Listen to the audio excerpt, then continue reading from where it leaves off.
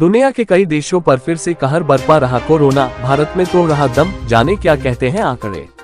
देश में कोरोना के नए मामलों में बीते 5 महीनों से गिरावट जारी है। साप्ताहिक लिहाज से देखें तो गिरावट 18-24 जुलाई के बाद से शुरू हुई।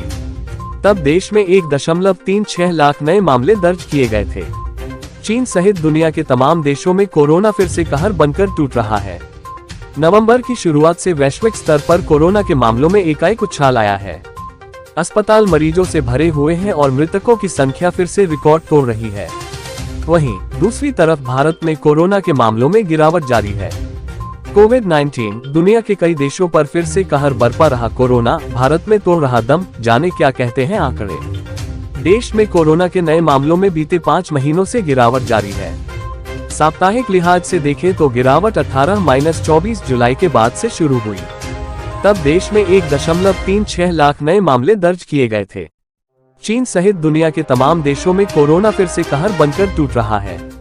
नवंबर की शुरुआत से वैश्विक स्तर पर कोरोना के मामलों में एकाएक उछाल आया है।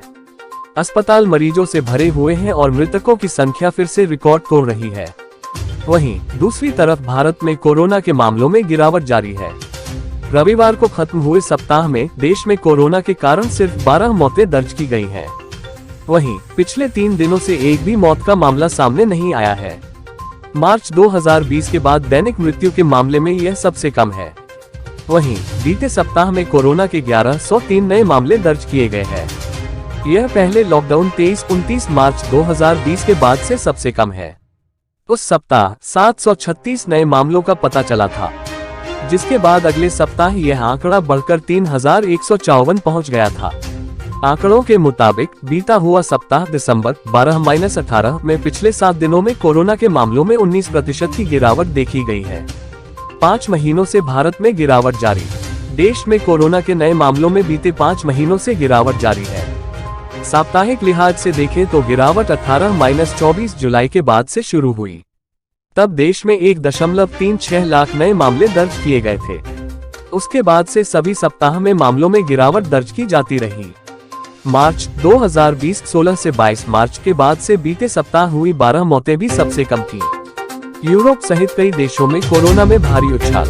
वहीं दूसरी तरफ एशिया, यूरोप सहित कई देशों में कोरोना के मामले में भारी उछाल देखा गया है। 2 नवंबर को वैश्विक मामले 3.3 लाख थे। इसके बाद से यह लगातार बढ़ रहे हैं। 18 दिसंबर को यह आंकड़ा 55% बढ़कर 5.1 लाख पहुंच गया। जापान में कोरोना के मामलों में सबसे अधिक उछाल देखा गया है। बीते 7 दिनों में यहां 1 मिलियन से भी ज्यादा मामले दर्ज किए गए हैं। यह पिछले सप्ताह से 23% की उछाल है। इस सप्ताह देश में 1600 से अधिक मौतें हुई हैं, जो करीब 19% का उछाल है। वहीं दक्षिण कोरिया ने पिछले सप्ताह 450,000 से अधिक ताज़ा मामले दर्ज किए गए थे, जो बीते सप्ताह से 9% ज्यादा है।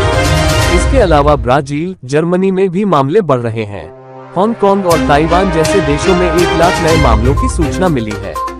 ऐसी अपडेट पाने के लिए हमसे जुड़े रहें।